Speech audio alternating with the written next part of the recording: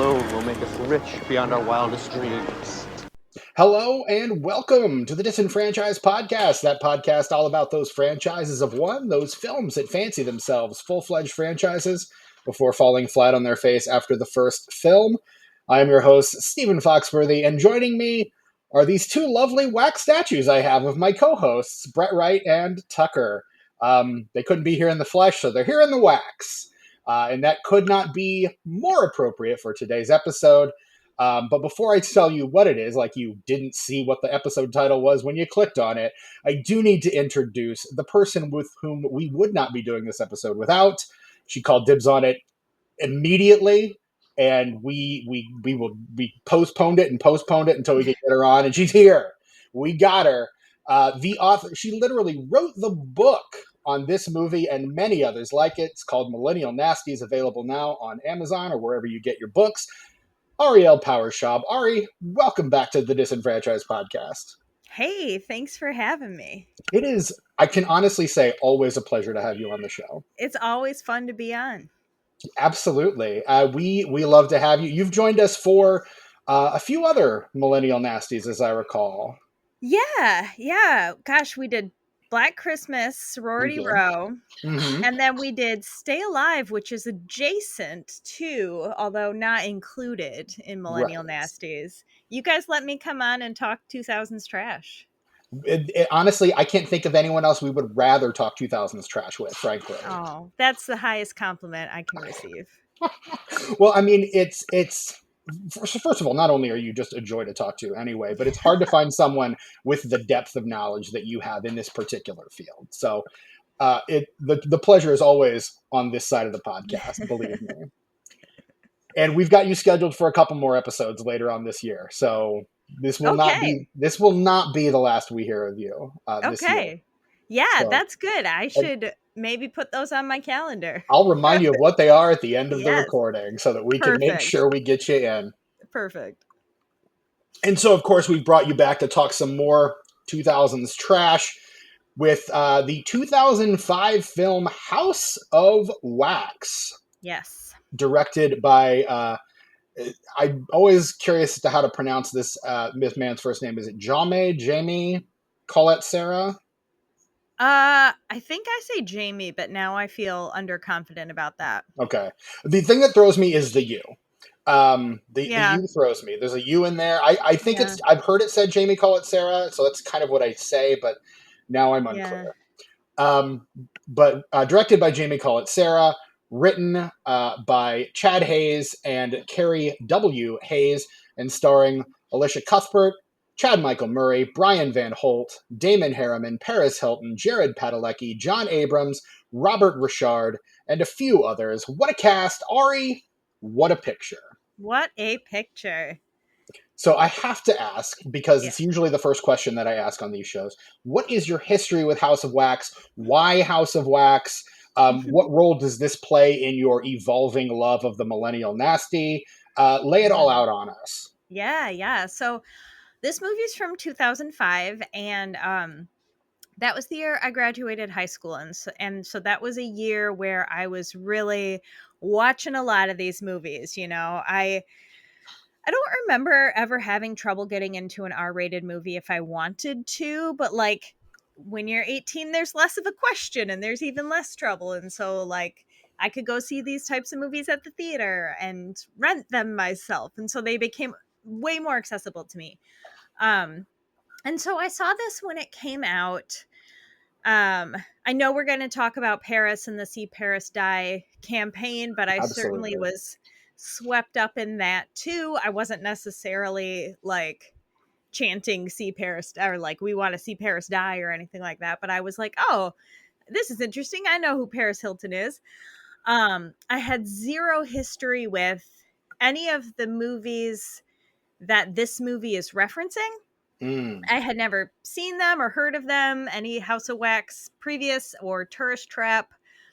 So I just went into this like understanding sort of that it was a remake because this was a big time of remakes and just going in for the fun of a slasher. My enjoyment of it and appreciation for it has grown over the years. I think partly just because like digging into Millennial Nasties, my appreciation for most of those films grew as I was like analyzing them and really digging into them. But especially for this one, because I think when I first saw it, I was like, well, it's kind of long and there's a million characters that I don't really care about. And it's really not very gory. And so, like, it could have been better. But now I'm like, no, this movie, like, relishes in the setting that it worked so hard to create. And you're spending time in it. And you're spending time with characters that you don't normally get to do in a slasher, where you're really like getting invested in some of their lives. And um the important stuff isn't necessarily the blood and gore in this one. It's the family lore and the backstory and the horrifying things that are going on in this family. So um I like it the more I watch it, and it's part of our 2000s white tank top trilogy of Final Girls, along with Wrong Turn and the Texas Chainsaw remake. I think Alicia Cuthbert is a queen of this era. She also is in another Millennial Nasty that I wrote about called Captivity. So I think she's great. So yeah, House of Wax, way fun. People should really revisit it if they remember it just being kind of in the pile of remakes and not worth watching. It's a really good one. It as even as someone who is kind of outspoken about his general dislike for the genre, there was a lot Yeah. to enjoy in this one, but more than I thought Okay. personally. So I didn't have a totally bad time with it, but still there's a lot of elements that I'm just like, okay. Yeah. But you know, this one I minded less than some of, or minded, yeah, I minded some of those elements less than some other. You understand what I'm trying to say, I and I'm do. apparently This very bad one's at getting higher it up. out. It's Yes, higher up than some that's it. others. Yes. That's what it is. Right. I This hear one might you. be at the moment might be one of my reigning millennial nasties. So Excellent. I love to hear that. This is a good pick, honestly. Because it is. it's not so like gory death games, traps and bleakness. It's more of a slasher. It's got a folk horror element. Hmm. There's some room to breathe in between the nastiness that is there. And the visuals are really impressive. Yes. I Oh my mean, god. outside of kind of the ugly patina that most of these movies tend to have, the like bluish green yellowed Mhm. kind of over everything, Yeah. there's some really incredible set pieces, and the Oh wax my god. figurines in particular are Yes. really well done. Yes. And the House of Wax The that titular they House of Wax. yeah, what if there was a house made of wax, they said. Mm, And they really did build that house and melt it for the big end sequence. And so, like, that alone, we used to make things. That's a movie that makes me go, we used to right. make We things. used to be a proper country, damn it. Yeah, even though this is filmed in Australia, I'm going to say we used to make things in this country. Well, and maybe that's why they did it in Australia, is because they wouldn't let them make things in this country. I'm So sure the insurance was cheaper. Yeah. I have to imagine that's the case. Yeah. Like, particularly something like this. Like, and this does fit into that kind of films in the vein of like the Texas Chainsaw Massacre, of a bunch of teenagers being places they're really not supposed to be in small Yes. town America. Like, this Yes. really fits that vibe very well. And again, as these movies are getting remade in the aughts, then we see kind of the resurgence of that horror trope again. And it Mhm. feels like this movie is just doing it like to the hilt. Yes. Not yeah, these kids have gone off the map literally, Mhm. and they've gone so far off the map that they're not even in a town. They've just stumbled into a family. You Yeah. know, it has so much in common with Texas Chainsaw and Wrong Turn, Mhm. where they have stumbled upon a particular family and really sort of disrupted that family's life Yeah. and are paying for it. And, in any of those movies I mentioned, you can argue the culpability of the teens and whatnot. But in House of Wax, like, they don't make as much trouble as the teens do in some other movies. Like, Mhm. a couple of them are pretty disrespectful. breaking in and picking at wax figures, pretty rude thing to do. Right. But it's like they really are trying to get out of there. They have the classic car trouble, and they're like, we just need to get this part for this car, and then we'll be out of your hair. But no, they're gonna get turned into wax. Yeah. That's good. Look, don't you kids know you just wandered into the middle of a horror movie? Come on, like, Right, come read on. the title. Let's go. No, it's just the audacity of Jared Padalecki just walking into this house with, Mhm. and again, his logic is just flawless. It was unlocked. Like, that is permission to do a thing. Right. And it's the same thing the kids do in the original Texas Chainsaw Massacre. They just go Yep. walking into a house that's not theirs, and they get brutally murdered as a result. So, Yes. it's kind of one of those classic horror tropes that, because we're remaking all of these, is kind of seeing its resurgence here in the aughts, which is, I think, it's always nice when some of those things come back around, frankly. Yes. Yes. Very much so. And even like Wrong Turn's not a remake of anything, and it's got some of those themes. Joyride is another Millennial Nasty where you've really got like, kids not from around here thinking they're entitled to certain things. And I think that's always going to be a good area to explore in horror, is people who just walk up and think they're entitled to certain things and what happens to you. Right. I was thinking about, we just recently had a conversation on the Pod the Pendulum when we were doing our top 10 about how Australia loves to make horror films about someone needing the kindness of a stranger and that getting turned on its head. This is kind of like the dark side of that, where Mm. they need to rely on the kindness of a stranger, but they just barrel in and try to take it. Instead of Mhm. what often happens in Australian films is they look for it, they ask for it, and then something bad happens. So I've been thinking about that, and I don't know where I'm really going with that, but that's something. No, that absolutely is something. Just in it again, the fact that movie is filmed in Australia, um, Something. right? There's something in there, Yeah. but and I think the inverse of it that we're seeing here is that's kind of the, I don't know, maybe the American manifest destiny of it all kind of playing out, Yes. is that, Yes. well, this is mine because I'm American and so I can take it. Mhm. If this were, I think, in a foreign country, that might feel like commentary. The fact that it's in Right. America, it becomes a class disparity, Exactly. because Yes. it's the rich kids, and then the hill folk from the other side of the swamp kind of thing. Yes. Literally, in this case, the other side of the swamp. Right. Right. Yeah. And I have questions about why they brought that beautiful American muscle out to tracking in the woods, but that's neither here nor there. And again, I think it's because that's dad's car. Like, dad Yeah. paid for that car. That's not our car. We don't need to be careful with it. That's dad's problem. Dad'll fix it. Dad'll reimburse me for the part later once I buy it. That makes me really sad though, because if you get to drive a car like that, you should respect a car like that. I'm But I'm that's inclined just to agree, which is why I will I'm never drive a car like that. right, me either. I've never owned a nice car. I drive beaters because I know that's what I will take. That's how I approach taking care of a car. You and me, Ari, same. Same. I was telling, when I went to go get my tires fixed this weekend, I was telling the guy at the tire place, I only ever buy used cars and I drive them till they break. Yep, That's same. how I do. Yeah.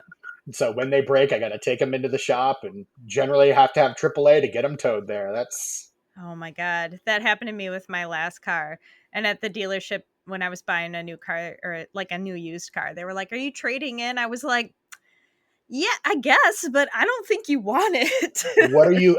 You Yeah. won't give me Blue Book. You can't give Right. me Blue Book for that thing. Absolutely not. Yeah. Now, the thing that really does surprise me about that whole car interaction is that he knows exactly what part that is and exactly what size he needs. That does not seem like his MO. The kid driving Yeah. it? Yeah. Yeah. Jared Yeah. Padalecki. I'm not sure. I only will ever think of him as Dean from Gilmore Girls. Right. Uh, Whereas I know him mostly as Sam. from I know him mostly from the 2009 Friday the 13th remake, Oh, yeah, yeah, yeah. which we Yes. did cover on this podcast previously. Yes. See our previous episode with our mutual friend Mike Snoonian on that episode. So that was a That's good good. one. Yeah, I was gonna say I bet Mike had some thoughts about that. The Friday Mhm. the 13th franchise is close to his heart. But yeah, Padalecki, he does know exactly what part is missing and what he needs. And so I think I wonder about that, because the Wax family, they steal that part from his car to lure him into their town. Right. And so did they steal a part that they thought he would know? Like, they didn't just rip something out and make it unfixable, because then they Mhm. couldn't lure him in as easily. So, like, how strategic was the part that they took to lure him in? It's just 'cause as someone who's had many fan belts break on him over the years, it's an easy and cheap enough part that it seems likely that, oh, well, this is an easy fix, so we can just go, where's the next town? Let's just go there and get the part.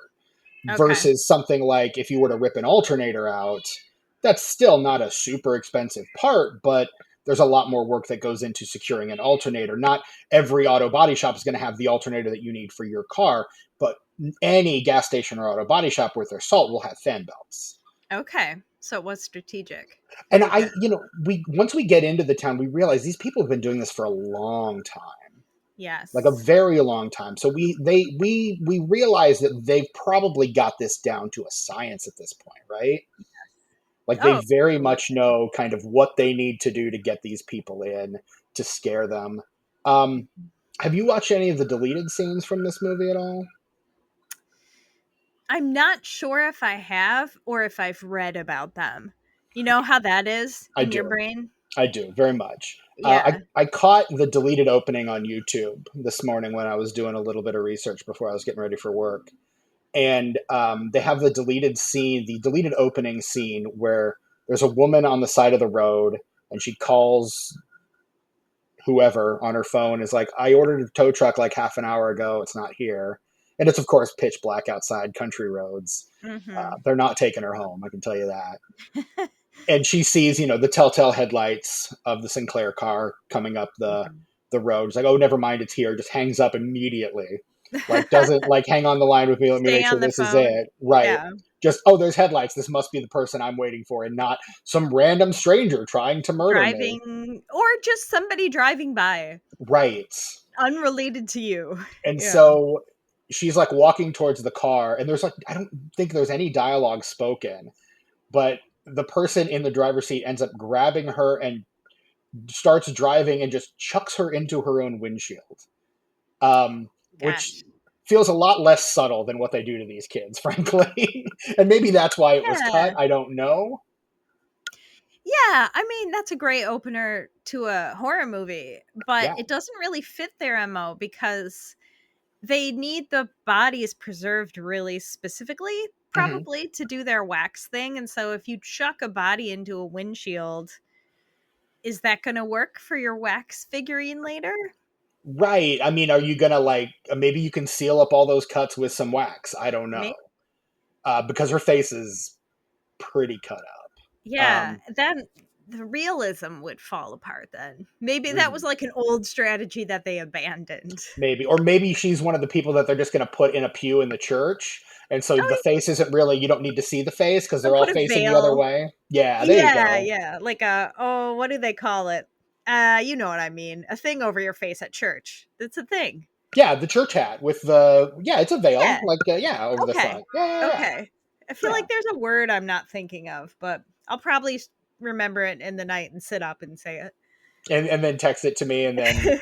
we'll You'll try be to have like, "What?" Tucker edit it in. I just send us a recording of you saying the word like revelatorily, and we'll just throw it in like right here. And if you didn't hear anything, it didn't happen. There you go.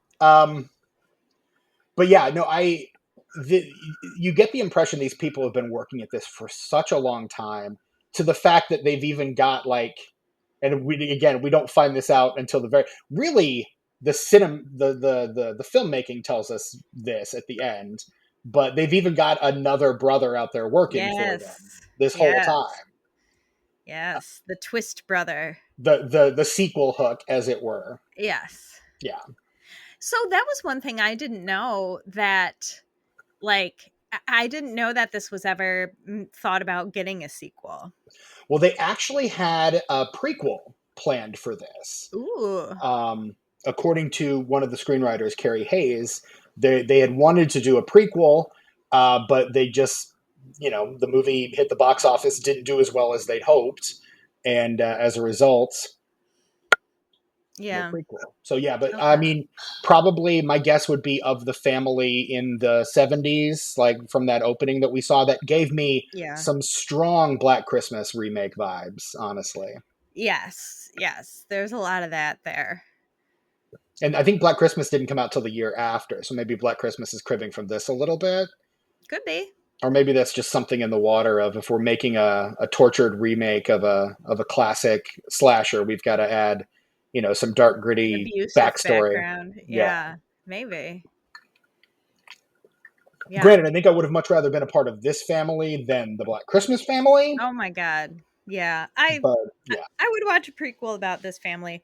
I think in the Black Christmas remake we get plenty of them. I don't think they need their own movie. no, they don't. Absolutely not. In fact, let's be honest, kind of glad we didn't see it. Yeah. But yeah, no, House of Wax. It's kind of fun. Um, the can we talk about our cavalcade of teenagers? Yeah. There's Let's so many. let's They talk about just our keep meddling coming. kids. Yes. They're coming out of the waxwork in this one. Like, So literally, we meet our core four and we're like, all right, these are our kids. These are who yep. we're following. And then Chad Michael Murray and what's his face just come walking out of the gas station. You're like, more? There's more. There's What are more. we doing here? Okay, so they're on a road trip to Mhm. see a football game. I think a college football game. That would be my guess. They don't say Bama, but in my head they're going to see Bama because they're in the South and it's really important football. College. I add headcanon where I need to. That stands to reason. Honestly, that's Yeah. probably as good a guess as any. Because people, like, you gotta think about a football team people really go bananas for. So, And who go? Yeah, but Bama's a good one. If it were up in this area, I'd say maybe Michigan, Ohio State, or Notre Dame. But yeah, I mean, there's one of those teams that's worth rooting for. Just go blue. My mother went to the University of Michigan. We have allegiances. my aunt works for the University of Notre Dame, so do we. I see. Well, now we have to fight. I didn't want to do this. No, we don't have to. That's true. That's true. Yes, so they're on a road trip to see football, and we don't usually get this many kids in a slasher. No. And I'm saying kids, they're young adults, older College teens, age. on their way to college-ish. So yeah. Call them kids because they're younger than me. The fact that they're all played by 30-year-olds, though, makes it really... And I think that's part of the reason why they do that is so, teens of an indiscriminate age, like, you don't need details. Don't worry about it. Exactly. And, I think it could be a gift and a curse of how many of them that there are, because on the one hand, it gives us a lot of kills, which is great. So we have a lot of opportunity for that. And there really is some interesting character development. And it's not all the way realized because it's not what we're here to do.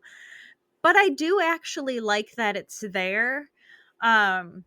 There's been discussion. I don't know quite where I stand on this, but some people find the relationship between the twin brother and his friend queer coded. And I think that is possible. I think as queer coded as maybe you can get in the early aughts or the mid aughts, like, because again, that wasn't really something we were doing not a lot of acknowledging queer people on screen, unless it was to make a joke at as a joke. Yeah, which is kind of what they do. Like, oh, don't look at me, dude. I'm not kissing you. Oh, come here. You probably like it. Like that whole exchange. Right. They're doing that brand of 2000s weirdness. Right. We've got a set of twins, a boy and girl set of twins, and they're weirdly close. I mean, I guess twins sometimes are, and siblings are a whole theme of this movie. Right. Like, sibling relationships and what siblings do for one another is a whole theme of this movie. But I'm like, you guys are 18 and you're very close. Maybe it's a twin thing and I just don't get it. We've got girl twin and her boyfriend, and girl twin, Alicia Cuthbert's character, Right. is on her way to the big city for a big magazine job. And I love that. I love that magazines existed. Too bad they and that don't was really like, anymore. it was like a job you could aspire to. It was nice. Absolutely. And I feel like that was kind of one of those early aughts, like jobs for women kind of thing. Like, oh, what Absolutely. does this female character do? I don't know. Let's make her work for a magazine. She works for a magazine in the city. What city? Yeah. Doesn't matter.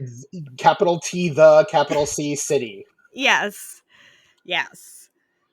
And she's conflicted about going to the city, or, going with her boyfriend, or staying I was going with to say, family. she, I think, is pretty committed to going to the city. That's true. He is the one trying to get her to stop.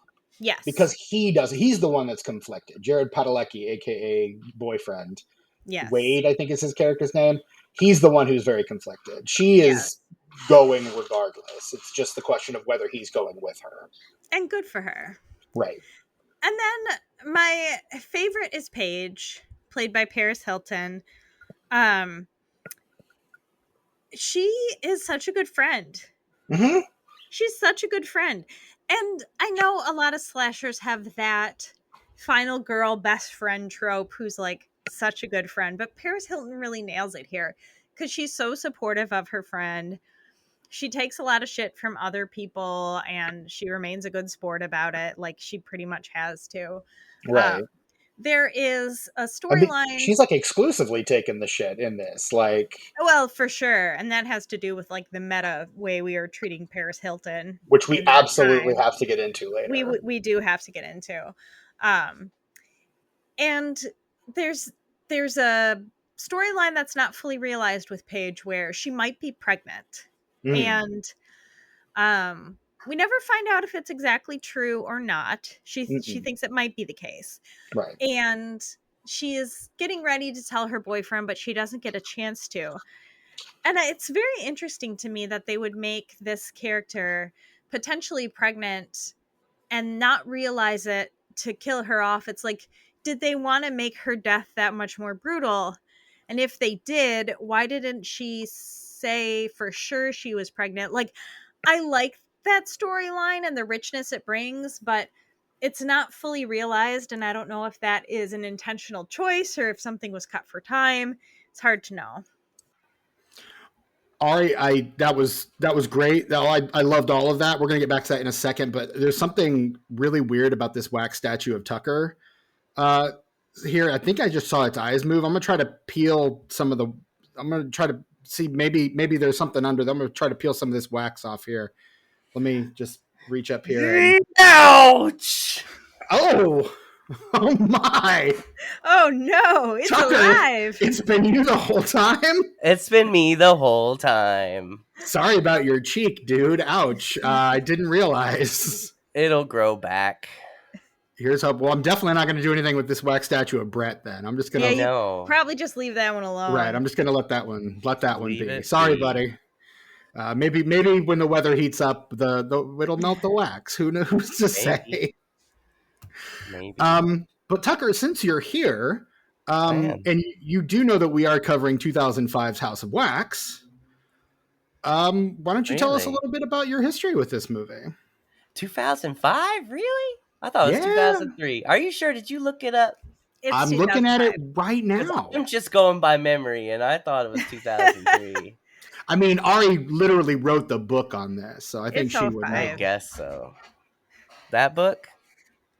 That's the one right there. That's the one. Oh, I can see it. That's nice. Oh, Thank do you know you. what's under it? Can I share something with you real quick? Yeah. Moving fast for a guy covered in wax. So do you remember the last time we were talking about your book, and I was saying that I used to get a bunch of books at the library when I was a kid? Yes, I do. Similar to that. And there's one in particular that I always think of, but I can never remember what it was called. So one day I spent about 4 hours just looking through those used books websites and just trying to figure out what the book was. And I found it. Terror on Tape. It's Terror on Tape. This is the book that when I read your book, I was like, oh, it kind of reminds me of that book a little bit. Except this doesn't really have much of a theme. It's just a bunch of movies. It's like... It's like a Leonard Maltin's guide, sort of, but just for horror films. And I remember Yeah, that was back when. a lot of these photos were like the first things I saw of any of these movies. Like the photo of Dr. Phibes there will live in my memory forever. American Werewolf in London. These still photos. Oh yeah. No matter how many times I see the movies, whenever I see Amityville 3D, whenever I see Oh this my gosh. happen, I'm like, oh shit, that's from the book. He does the Leonardo DiCaprio pointing at the screen meme. Yes. So many of these. The Bees with John Saxton. Just stuff I watched based on recommendations from this book. Kind of built That's me so as a cinema special. fan. Yeah. And I I'm found it. I couldn't looking- believe I found it. I'm so glad that you did, and I am so honored to have my book compared to that. Yes, And it's your like book, it's your book is going to be that for a future cinephile. Dude, yeah. That's the dream. There's no pictures in my book though. That was more No. licensing. that's fine. I'm Right. looking for on my DVD shelf. I'm turned away because I'm looking for something because I have a really special thing like that too, Tucker, where Yeah. I had this DVD that I got for Christmas, like the first Christmas we got a DVD player, and it was a DVD called Boogeyman, and it was about like iconic horror killers. Oh, nice. And it just had like little vignettes and clips on, like, it was almost like a tale of the tape for like horror killers, and it would show some clips from their movies and tell you about them. And there was like Chucky and Freddy and Jason and all these ones that I never, like, my first memories of so many of those killers is from this Boogeyman DVD that I just watched Yes. over and over and over and over again because it was all I had. So like before I could ever get my hands on Phantasm, I had seen stuff about the tall man on that DVD. So like, yes. I know what you mean when you're like, those images are the ones that stick. Yes, the one, let me find it real quick. The one that I watched the movie specifically for was, you remember the British Tales from the Crypt movie?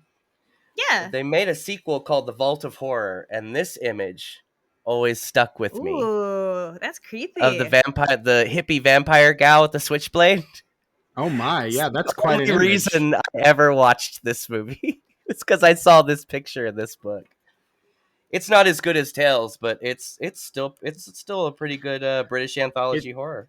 It's the reason we can't cover Tales. I could have sworn Tales didn't get a sequel, but it totally did. Speaking of writing a letter to Daddy, what? Yes. I was singing along with that when it came on. That's like, it's not my favorite part of the movie, but it's one of my favorite times where another movie is shown in a movie. It's in Yes. House of Wax when they play Whatever Happened to Baby Jane. Because And that I've is another always loved that movie song. about siblings. Like, this movie is siblings all the way down. Right. Yeah, dude. Indeed. So Tucker, tell us about your relationship with your sibling. I mean, your relationship with House of Wax from 2005. Well, I saw this at the movie theater when it came out, and I really liked it. Not because it's a good movie. I mean, it's not bad. It's a pretty all right movie. I would say it's above average. It's on the good side of mid, but it's the production design and the art direction that really just brings this one home. Like, your bases are loaded, and the art director comes up there and just grand slams that shit. Oh, it's so fantastic. All the wax stuff is great. I watched it with Marv, and he didn't know that the whole town was wax. And I got to watch him figure that out. Oh, And it was very fun. Because he's like, oh, there's a lady in the window. And I was like, yeah, there sure fucking is, buddy. I tell you what, there's a lady in that window. Mm-hmm. And it's so clever. Now. Like, when they go to the church and they open up, the way the camera pans up, like, if you don't know, you think that the preacher's just, like, surprised. Oh, man, I love it. There's so much about this movie I love. But when I saw it at the movie theater, I was particularly disturbed, not because of this film, but because of the reaction to Paris Hilton's death in this movie. The entire theater cheered.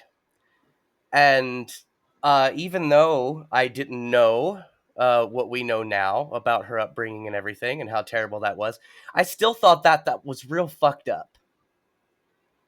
Real fucked up. I think it's time. Let's rip the Band-Aid off along with half the cheek, and let's talk about the Paris Hilton of it all, because that was the big the big marketing push of this movie was the See Paris Die campaign. Yes. And this is, I think, at the height of her, for lack of a better turn of phrase, cultural ubiquity. Yeah. In this movie, like, she's kind of everywhere. The Simple Life is halfway through its run. This is 2 years after the sex tape leaked. Like, all of this is kind of at a head, and she is the it girl for all intents and purposes. Yep. I can honestly say I was not the nicest person to Paris Hilton in the aughts, and I do regret that. What were your guys' relationships with Paris Hilton around this time? I didn't really know her personally, but like, Good fooled me. Well, no, I always give people the benefit of the doubt. At least I try to, and especially when everybody else seems to just kind of hate them for existing. I'm like, well, that's kind of fucked up. Like, I don't know her, and like, yeah, she was doing some dumb shit, but like, still, like, that doesn't affect me. Like, why talk shit about somebody? Like, why be that person? Like, I've never really understood that. I mean, I wasn't a fan either. I wasn't watching the show, or I didn't really care what she was doing. I was pretty much indifferent. But at the same time, like I said, that reaction in the theater I thought was just a little fucked up. Mm-hmm. Just a little fucked up. Because, like, you don't know that person, man. You don't know what that person's going through.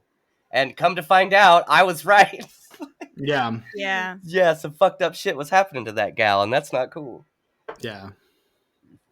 Yeah. Gosh, so I was pretty young when the sex tape came out. And I didn't have all of the vocabulary and all of the understanding to, like, I knew that I thought it was wrong, and I knew that I didn't like that had happened. But it was also, I'm sure it's not the first sex tape ever leaked in history, but it's my memory of the first one. It feels like the first big one, especially with the ubiquity of the internet and regular people being able to see it. And this is a weird time because it's pre-social media. And now celebrity is so much more sort of diluted, where we've got influencer culture and there's many more tiers of celebrity. And that didn't used to be the case. And now we also have so much more access to celebrities than we ever did before because of social media. We feel like we know them. Part of their brand is like selling their life to us. Right. This is still when all we knew about celebrities came through either trashy tabloids or their PR team. Mm-hmm. So we got extremely polished or extremely salacious. And that's all we knew. That's all how we had to know about celebrities. And it's just really different than it is now, because I think if this See Paris Die campaign ran now, first of all, I don't think it would. But if it did, you'd have staunch defenders of their fans would be on the internet saying this is wrong, we don't like this. But there was no place to really say that before if you felt that way. And there was really no reason. We didn't know to defend Paris at the time, other than I think this is fucked up to do to a person. Like, we didn't know anything about her. And she really had to go along with the See Paris Die thing. Like, some people point to it and they're like, she was such a good sport. She's smiling by the posters. She's doing the promos.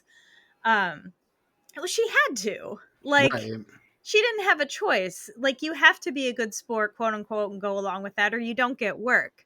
And there's sex tape jokes in the movie. I couldn't believe it. Honestly, yeah. I was shocked. Oh, this is your first time, Stephen? This is my first, obviously. Of course it is. Okay. Oh, I'm surprised. I didn't know. I mean, again, as someone kind of new to horror, like, I wasn't into this at the time. And then when I've realized we could cover it for the podcast, it's kind of one of those, well, if I'm going to cover it for the podcast, I want to try to go in as fresh as I can. So I just kind of put it off until then. Again, this subgenre of horror is not my immediate go-to. So, and you know, I mean, the poster for this movie is literally Paris Hilton covered in wax. Straight up melting. Like, that is the poster. And it's very sexualized. It's like bukkake. Yes, very much so. And and again, all the jokes that we see, like the first one, I was kind of like, well, that's bizarre. And then we get like the blowjob / or the roadhead / picking up my lip gloss. She dropped her chapstick. What are you talking about? Right. And Paris Hilton didn't realize it was going to be cut together that way as a sex tape joke on her. Right. So when she saw the final edit and then it had come together that way, she was really sad. Yeah. But she couldn't say anything about it until years later. Now we've got interviews from her where she gets to talk about this because we're so removed from it. Right. And it's unfortunate that we have to be that removed from it to talk about it, right? It really does suck. But somehow she's allowed to be human now. How did that happen? That's because now we have influencers to hate. Oh, gotcha. People work. There's always a bigger fish. Yes. Yeah. But, you know, we had Paris, Brittany, and Lindsay Lohan that we just hung out to dry in the 2000s. And, yeah. I think it's time for Lindsay Lohan's comeback. I'm ready for it. Absolutely. If she wants it. Are they doing a Freaky Friday? They're doing a new Freaky Friday. That's true, they are. They're doing Freakier Friday. Okay, I'm ready. I'm in. Me too. And I think we will be covering Freaky when that comes out. So. Yo, that record she put out in 2003 was pretty good too. I used to have that CD. Rumors? It was like all neon and stuff, and she's like on the front, and there's like lasers and stuff. I don't remember that. I have no idea. I have the movie that she did in 2007 called I Know Who Killed Me. Oh, was that Paul Schrader movie? I don't know. She did a Paul Schrader movie. I don't know if that's the one. It's very weird and trashy, and I love it. It's like bad Jalo. I wanted to like it, but like my expectations swung in the other direction, and I got real disappointed by it. Yeah, because of how fantastical the trailer was. Like, look how fucking cool this is gonna be.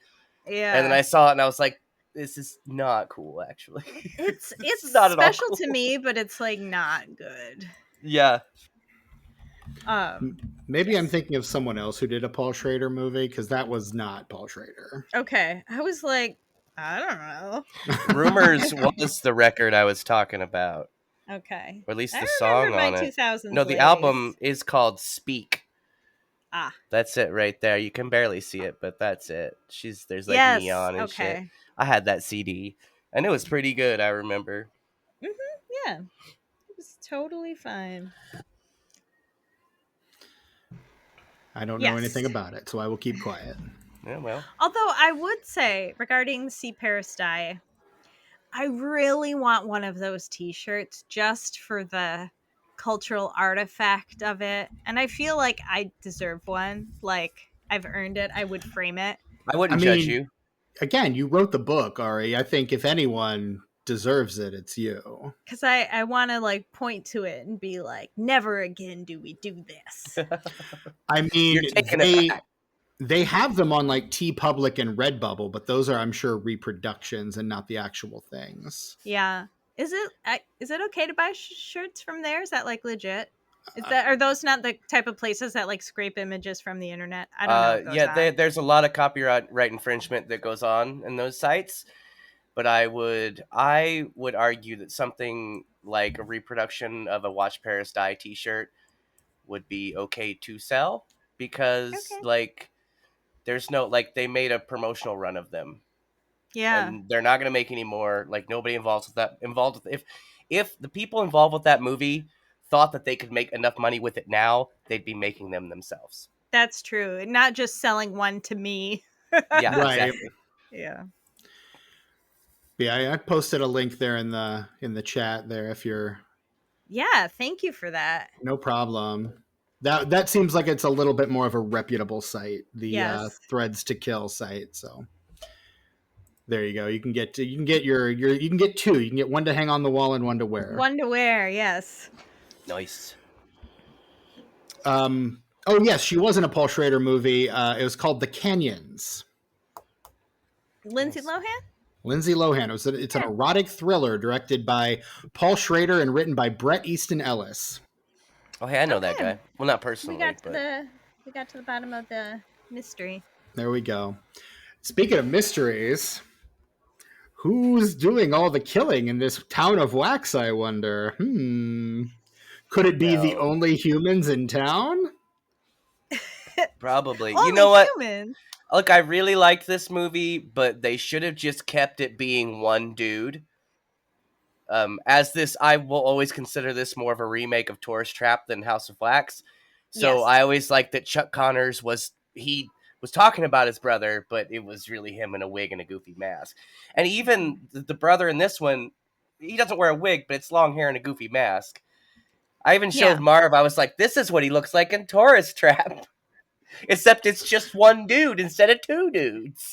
Well, and here's the thing. They're played by the same actor. So I have to wonder if that wasn't the initial intent. Yeah. I wonder. But then the twin angle, like the fact that we've got two sets of twins in this movie, it feels coincidental almost in a way that it's the twins that survive, the final kids, I guess, or the twins. Yeah. And then they're up against this other darker pair of twins. I wish there were more. The movie did more with that. It's honestly. like it comes so close to being something about twins. Yeah. And then you've got, you know, the evil twins plus their brother. It's like we went from one in Tourist Trap to three. Yes, now we have three. And we don't even know the third one's a brother till literally the final line of the movie. It's like, there weren't two, there were three. And then a quick cut to, the hillbilly from the beginning just goofily waving at them as they drive out of town. I love that they time it perfectly because as soon as they say there are three brothers, right before he comes on screen is when your brain makes the connection. Mm-hmm. And then you're immediately, you're like, oh shit, I knew it. Just now, possibly be the only other person we've met in this movie. Yeah, but you forget about him after a while because crazy shit happens. Yeah, that's true. A lot of crazy shit happens. And I mean, all he does is pull a prosthetic hand out of a pile of animal carcasses, really. Yeah, and even though he is evil, he was right to be offended by them because they were like, apparently they've never seen a redneck before or something, because that dude couldn't do anything without them. This dude sneezes and they're freaking out. And they're driving, they're not they know where they are in America. Yeah, they should not be culturally shocked by anybody. But I think that's that entitlement we were talking about earlier, right? It's that, well, you're not like me, therefore you are bad. Right. That class disparity that this movie comes so close to commenting on, without actually going through the door of commenting on. This movie comes so close in so many ways. So close. Yeah. And again, I think I would like this movie more if it actually followed through on some of this stuff. Again, the kills are great, and I love the visuals are phenomenal. But in terms of making a point, I want it to connect on one of these levels. Yeah. That's not what it's doing. There's a lot of threads that, don't end up getting wrapped up. It's like they could have cut maybe one or two of them and followed the other ones. But what are you going to do? Right. Yeah. And it might have improved the movie overall, but that's not what we were doing in 2005. No, we were doing, let's get our tits out. Let's do some kills. I want a wax shower. Mm-hmm. And I want Jared Padalecki right in the middle of it trying to scream, but he can't. He has no mouth, but he must scream. Mm-hmm. Yes. Oh, man. I do love that, how he just keeps... Why would you keep pulling at it? Don't pick at it more. Wait for the medical professionals. He just keeps grabbing it. He sees that he's pulling, and he just keeps going. Yeah. Just keeps going. It's like, well, maybe it's that. Well, maybe if I try it from another angle, or maybe if I change my tactic a little, it won't be so bad. Look, it's never gonna heal if you don't stop picking at it. Is all That's I'm true. saying. Man, that's what my mom always used to say. Look, the killer in this, well, the disfigured guy, not the Mhm. not disfigured guy, I guess. Vincent? That's Vincent. That's Vincent. Is my favorite line in this movie because why does he need, who gives a fuck? So they're down in the little basement, right? The brother and the sister. Nick. That's Nick. They're in the basement, Nick and his twin sister. And all of a sudden Vincent comes in and she looks right at him as he's running towards him and says, "That's Vincent." And you're like, "Great, that's fucking rad. Now can we run or something? Why are you telling me this at all?" And so at every point after that in the movie, every time a character appears on screen, I just say "that's" and then their name. Nice. That's Just Nick. to make sure. That's Wade. Hey, there's Vincent again. That's Tucker. Hey, that's look, Ari. There's Bo. Look, it's Bo. Golly. So- And papyrus for the fonts on the baby seats. I don't even think they had that in the 40s. Come on. They didn't have papyrus. Like Avatar font. Like, come on, James Cameron, get the fuck out of here. I love this movie unabashedly because it is both really great and also really bad and everything in between. Does it remind you of the Simpsons Treehouse of Horror Bad Twin episode where you guys know what I'm talking about? I love that with Hugo. Yeah. Yeah. The scar was on the other side. Well, It reminds me of that. If that were the case, and that means the evil twin would have always been. Oh, don't act so surprised. It reminds me of that because there's this moment where you're like, this one's the evil one. No, it's not. That's Vincent. Hey, that's Vincent. That's Vincent. That's Vincent. Yeah, again, like, should it have been the same person? Would it have made more narrative sense for it to have been the same person? Like, I almost thought it was going to be, and then we do the scene where we're quick cutting between him and Wade, Vincent and Wade, and Bo and Carly, and I was like, okay, so they're not the same person, because now we've got two people trying to kill these, like, two different characters. Yeah. Yeah. You know, they're efficient, though, because they always go for the feet and leg area first. Right. Every take 'em time. down. You disable them, what are they going to do? Yeah. Every single Yeah. time. They know what they're doing. That's why they have all those people. Those are all the wax figures, you guys. Every single one in the town is somebody they just plucked off the interstate. Mm-hmm. Mhm. So they've got some practice. I'm sure they've had some trial and error. We were talking about that earlier, how, like, when we were talking about the car, like, Yeah. they pick the fan belt, which is an easy enough part to replace that you could probably find it anywhere. And so you're looking for the nearest town so that they can easily, like, someone comes along and you're like, oh, hey, I'm missing a fan belt. Whereas if it were something like an alternator or something, that might be more difficult. Mm-hmm. Like, talking about just the practice with which they've obviously done. Because, again, as many people as there are in this town, they've clearly had a lot of time to experiment and figure out what works and what doesn't. Yeah. One of my favorite scenes, it's really all sort of in one, where she gets her lips glued together Mm. and she sticks her finger out the grate. Yeah. But he's so sneaky about it. It's He's fantastic. so sneaky. But, like, and he just revels at every time that he gets exactly what he wants and hides it from the other guy. You can just see how pleased he is with it. So happy. He makes me happy with how happy he is in that scene. I'm excited for him. I'm like, that's fucked up, but man, I'm excited for you, actually. Good for you, man. Good for you. And I would like to, next time you watch for this. So she gets her lips glued together and she eventually tears them apart and her lips are all bloody, right? But then, like, a couple scenes go by and it's just red lip gloss. They've just made it beautiful instead of horrifying. Yeah. You know, it should be all ragged and bloody and nasty, but she's like, actually, it's made me more beautiful somehow. Watch for that. Yeah. It's very good. It's very That's- 2000s. That's hilarious. That Yeah. cracks me up. Yes. And yeah, that is kind of the thing that we were doing. You can't disfigure someone too much. At least not our final girl. Right. You know, Not at in a least not the final slasher. girl. You can't Right. do that.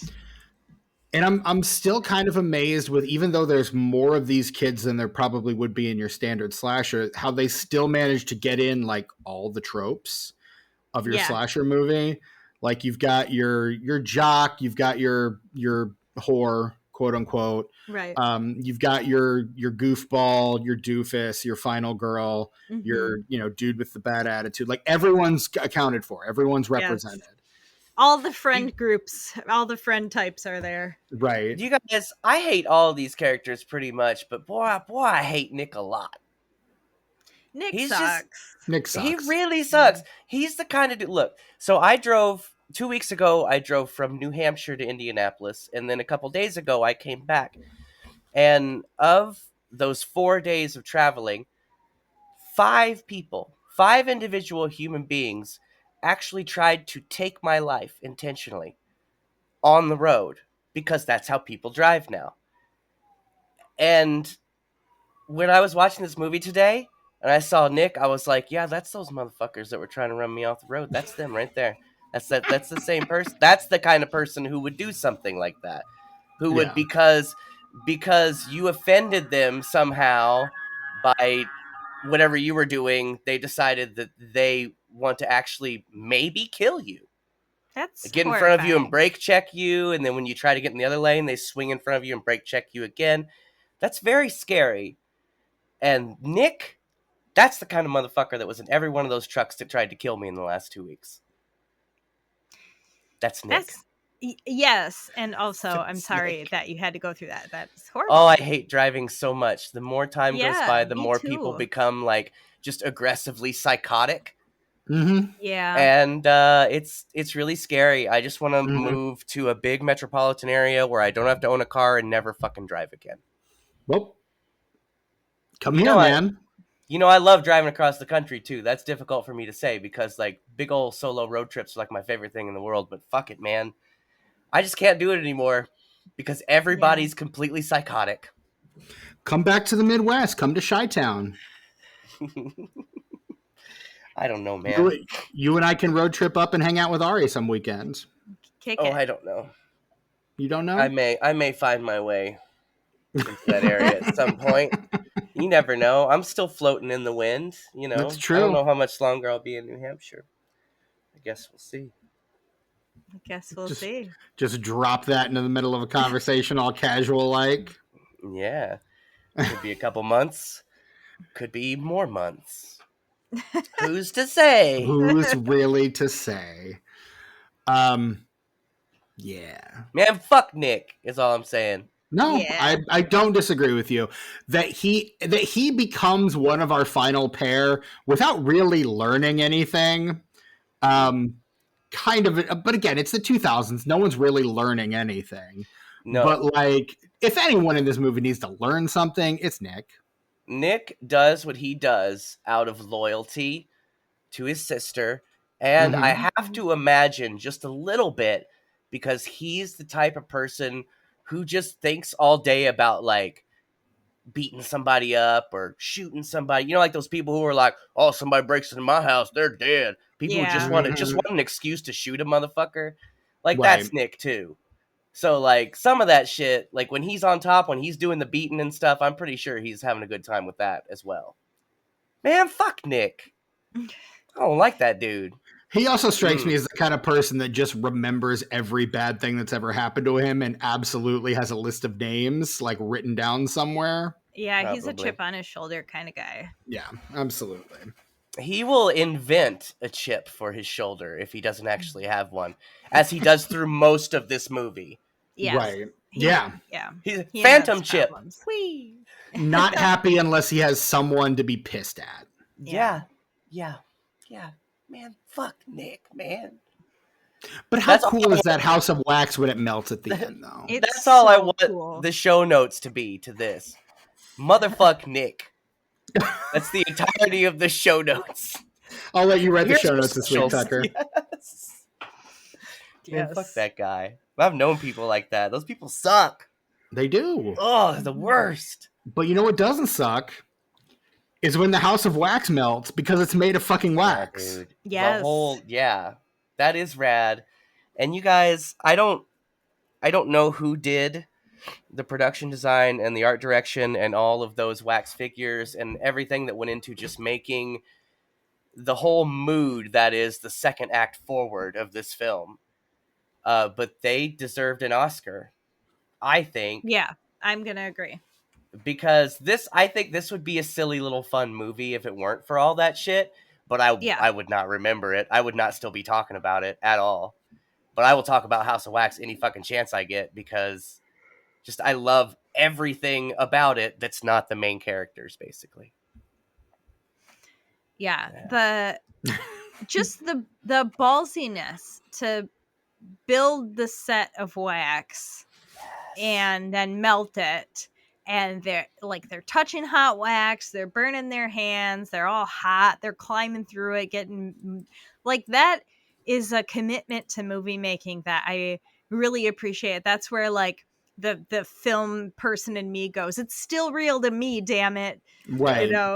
And just I don't want to wish for actors to get burned on set. That's not what I'm saying. I don't want anybody to be unsafe.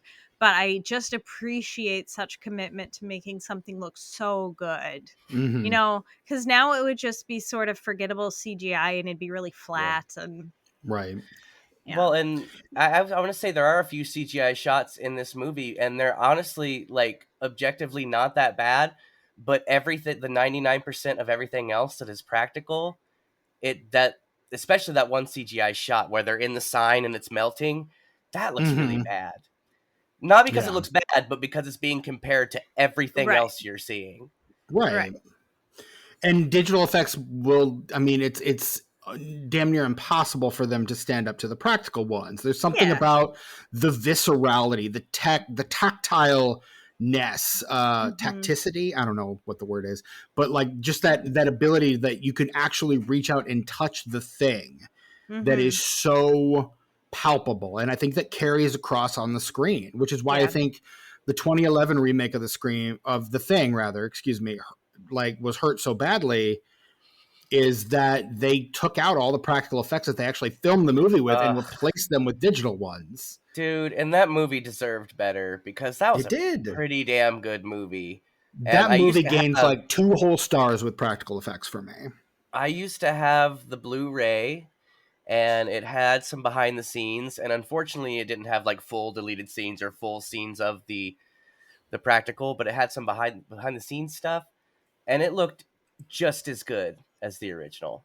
Just as interesting and gross and slimy and icky and weird. But no, studio didn't want that. No. It's unfortunate. I do still like that movie. I wish the effects didn't suck, but I really appreciate the effort they made to do something new while keeping it exactly the same. But still, it's kind of a prequel, and it's really cool to watch them back by back because without the credits, they do run into each other. Oh, that's fun. The ending scene of The Thing 2011 is the beginning of The Thing. It's the helicopter chasing the dog. I need to watch it. And the music is the same, so you could cut them together and make them one film. That's kind of rad. That's awesome. One day. One day we'll cover it on Pod and Pendulum. Get those practical effects. Let's find them and clean them up and put them back into the movie, guys. There it is. Let's do it. There it is. I want it. Do the Topher Grace-esque fan edit of The Thing. Yes. But no, and I mean, it is. It's the practical effects of this thing are really spectacular. The actual wax statues that we get, all of the wax work, honestly, is really, really phenomenal. It's I think what makes this movie stand apart from other Millennial Nasties of this era is that even with the kind of greenish, golded, weird patina that it has, that a lot of these movies do have, that I've disparaged before and will probably need to stop doing. Yes, that one. I love it. The effects still manage to look Yes. good. And Yeah, I they do. really, really dig that. Like and I think that's what elevates this movie for me, is that even when it's a little too nasty, even when it's a little too gory or what have you, like it still looks rad as hell. Yeah, it does. Yep, I agree. I think the whole town looks good. Set design's fantastic. Like, I love how it's very believable that at a distance you wouldn't notice. And then the closer you get to Right. something, you start to notice the cobwebs. You see that it's in disrepair. You see that that's not really a person. And I love that. Like the first shot, when you're seeing it from the perspective of Sammy and Homegirl, and they're just kind of walking into it. They don't know anything's amiss. But then as the film goes on, you get closer to all of this stuff. You see these things more times, and you start to see the cracks. And I think it's really cool. Like I said, you could cut the entire first act of this film, and I would be fine, because I don't need to know where these people came from. Just start me out of the town.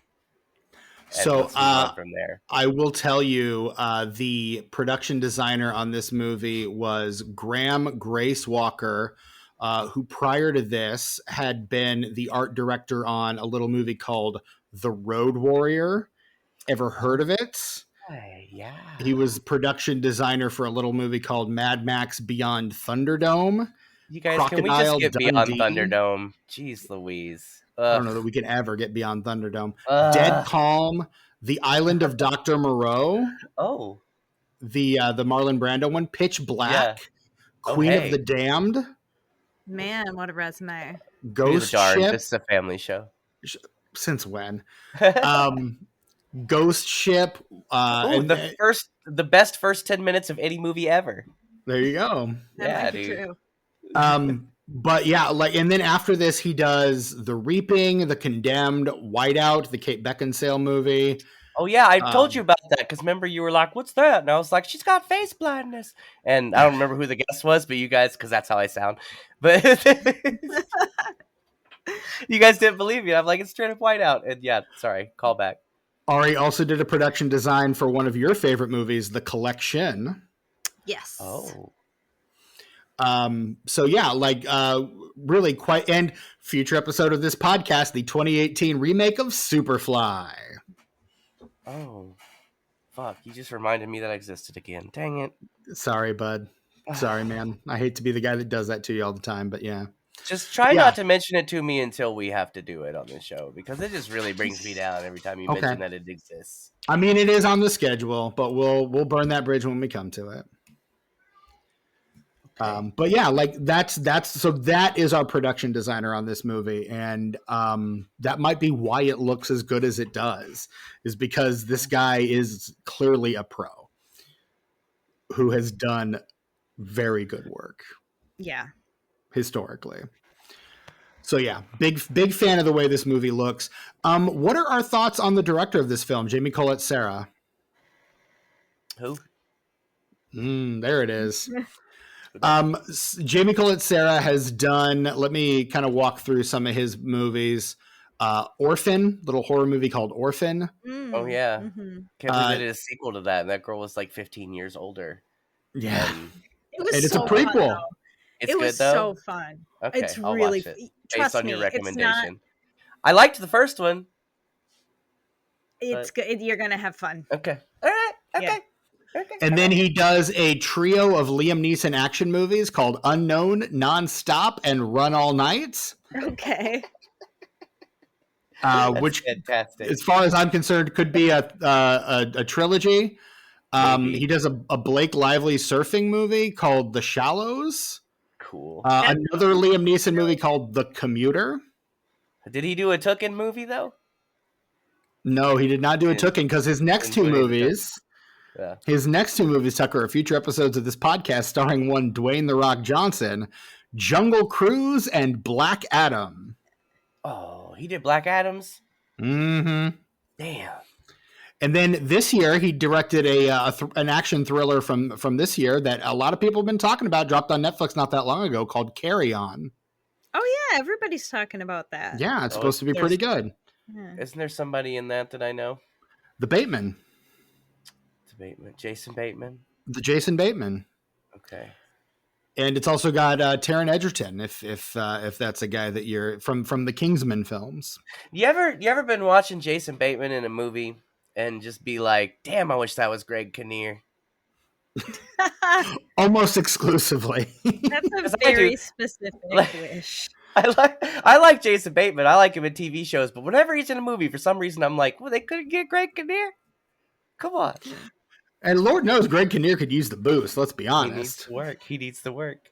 He last big thing I saw him in was the Unbreakable Kimmy Schmidt.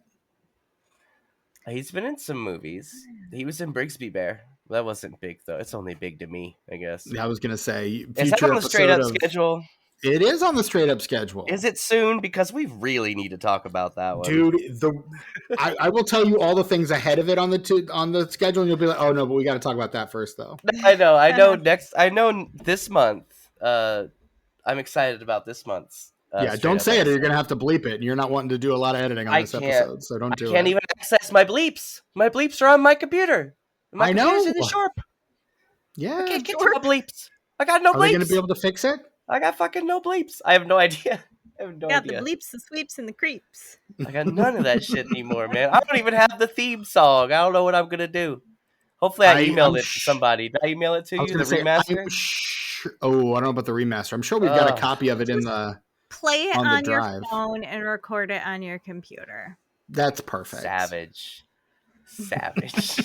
This is guerrilla podcasting, okay? At this point, you're absolutely right. All right, absolutely Yes. right. I refuse to pay for any software, and so I've done some weird things to edit. I will There it bet. is. You are an inspiration to us all. Dude, yeah. I love that for all of us. What else do we what else can we say about House of Wax that we have not already said? Jared Padalecki hadn't even started doing Supernatural yet. No. It's same year, right? 05 is when Supernatural came out. Is it? Let me check. Correct. Whoa, calm down, Goodness. everybody. Kitty cat. Sorry, No. Yeah, I just had a cat go ballistic there. That's what cats do. It is actually, in fact, what cats do. Yes, so the Supernatural starts in September of '05. This movie comes out in May of '05. So a mere months from the start of this movie. So this was Sammy getting casted just based on his chops, not like the Friday the 13th remake where they were like, "Oh, writer's strike, let's get one of them Winchester boys on this movie." Correct. Which is Yeah. the same logic they had for My Bloody Valentine. My Bloody 3D. Valentine. Yes. Oh, Jensen Ackles. I love my boys. I love both of them so much. That's a good movie. I was telling Marv, I was like, Marv, Jared Padalecki's in this movie. And he's like, who? And I was like, the guy who's on my guitar strap on the button. Because, of course, Jared Padalecki's on my guitar strap. Why wouldn't he be? Oh, but I still won't watch Walker. It's really strange. I don't get it. That is Maybe I really should. strange. Why would Maybe I should. Maybe straight up I don't maybe. I don't know. Maybe. Ari, closing thoughts on House of Wax. I'm gonna say rewatch it if you haven't watched it in a long time, and see how it feels now that we're damn near 20 years removed. We are 20 years removed. As of this year, it's the 20th anniversary of House of Wax. Yes. Happy So, anniversary, and House of that's Wax. Why we're doing the movie now? Yes. Yes, And it this- was this- planned. The soundtrack yeah. shows, We hadn't- too. We It's- hadn't originally planned to do this in October of last year, but yeah. No. But yeah, I give it a will watch. say, when My Chemical Romance comes on in the credits, my partner just lost it. She Yo. loves My Chemical Romance. Of course. Her favorite, I one of her lose favorite it. bands of all time. As soon as this movie starts, I lose it because it starts with the GD DeFontes, dude, the Deftones. First song in the movie, and you're like, oh, okay, I'm ready. Let's go. Yeah, this movie is clearly solidified in its time and place by its It's soundtrack. right, Yes. it's right between where like emo and new metal were kind of Yes. sort of turning into each other. And Mhm. Yeah. oh It man, was a so beautiful time. many great tracks on here. So Mhm. many, like, I had to tell Marv too, like, these are my people. Like, this may not be like 1999 or 2000, but I was about the age of these characters in 2005. I was like early 20s, like, 21, 22-ish. So, To be clear, the characters, not the actors. oh yeah, because they're probably all in their 30s when they made this. Correct. Very important distinction. Absolutely. But yeah, this, like The Rage, Carrie 2, like Idle Hands, for better or for worse, these are my people. This is my group. This was my Karass, as us Baconinists refer to them. These are the people that you can't separate yourself from because they are just, they're a reflection of society at the time as you remember it. And that's this I movie. really This movie is understand. 2005 as I remember it. Yeah. Yeah. And the music just really drives it home. Really does. It Really, does. really. I had wanted to talk about that, and I had completely forgotten that was something I wanted to mention. So thank you for bringing that up, Tucker. Hey, no Absolutely. problem, man. That's what I'm here for. It is what you're here for, and I'm glad you continue to have my back. Yeah. Well, in that case, let's talk about this movie coming out on May 6th in the year of our Lord 2005. Lo, these 20 years ago. It is the number 2 movie at the box office. The number 1 film at the box office I saw in theaters, not opening weekend, but definitely saw it in theaters. It is the Ridley Scott historical epic Kingdom of Heaven. Oh, wow. Oh, yeah, I didn't see that. Yeah. A movie that does not exist by today's standards. You had me at Ridley Scott. You lost me at historical whatever. I see you lost me after historical. Honestly, Epic is what I said. Epic. It is. Yeah, I stopped sure listening. I've seen that. Isn't it like 4 hours long? It is. It's very long. It's got Orlando Bloom, Edward Norton in a vocal cameo only. I feel like maybe that's a movie we could cover on this podcast. Oh wait, maybe you said Orlando Jones is in it. I'd watch that. Not I like Jones. Orlando Jones. No, Bloom. Oh, Orlando Bloom is the one that's Orlando in it. Jones showed up in Abbott Elementary, and it's just so good to see him. That is nice to hear. See him. That is nice to hear. I love Orlando Jones. He just went away for a really long time. Yeah. I don't know what happened, but then now he's back, and I love that for him because I love him. We're friends. So I don't think, no, never mind. In retrospect, we cannot do Kingdom of Heaven on this podcast. Bummer. But in number 2, we've got House of Wax opening to 12.1 million. It is on its May horror opening. No, it's on its way to 32.1 million. It'll get another 38 million international for a worldwide box office of 70 million on a budget of 35 million. So it does that's all right. double its production budget worldwide, but it needs to make a lot more than that domestic in order to just break even. So the planned prequel that we mentioned earlier was canceled as a result of the poor box office for this movie. It could have just called that one Tourist Trap. You could have. That would have been so rad. But then make it more like House of Wax. House of Wax 2, Tourist Trap. Get somebody to do the Vincent Price role, you know? Yes. But give him the mustache and everything. Like the guy at the beginning of another Dark Castle film, House on Haunted Hill. So if we were doing this in 2007, who would we cast as Vincent Price? Is it just Jeffrey Rush, or are we doing something else? Yeah, no, we just keep Jeffrey Rush, but we do a better makeup job on him. Oh, that's fair. Yeah. In third place, another movie I absolutely saw in theaters. This one I did see when it came out opening weekend, the weekend before. The Hitchhiker's Guide to the Galaxy. I did too. I saw that at the movie theater. And boy, I can't believe how much I hate that movie now. I used to love that movie. When we watched it for the podcast, boy, I was like, this fucking sucks. Didn't age that well, no. Couldn't believe it. Did I bring my towel to that screening? Yes, I absolutely did. Best believe you did. Sure did. In fourth place, another movie I would eventually see in theaters. It would go on to win the Oscar. It's called Crash. Oh, yeah, not the Cronenberg. Not the good Cronenberg Where one. they're sexing in the crashes? Where they're sexing in the crashes. Not that one. That one came out a decade before this one. This is the one where, what if we weren't racist, but in fact we really, really, really are. Yeah. In fifth place, I think I saw this one in theaters too. God, oh gosh, every it was a movie good year. but House of Wax I saw in theaters this year. It was my last year of college. I was seeing everything. It was Ari's last year of high school. It was my last year of college. Yes, I absolutely did see this one in theaters. It's the Sean Penn, Nicole Kidman thriller, The Interpreter. He lost me at Sean Penn. Like they had to sneak him into the game that for me does to not make it exist. okay. They just sneak that sucker in there, man. The remaining 5 in our top 10. In number 6, we've got a sequel, XXX State of the Union, starring Ice Cube. Oh, nice! I like that. I liked all 3 of those movies, you guys. I never saw them.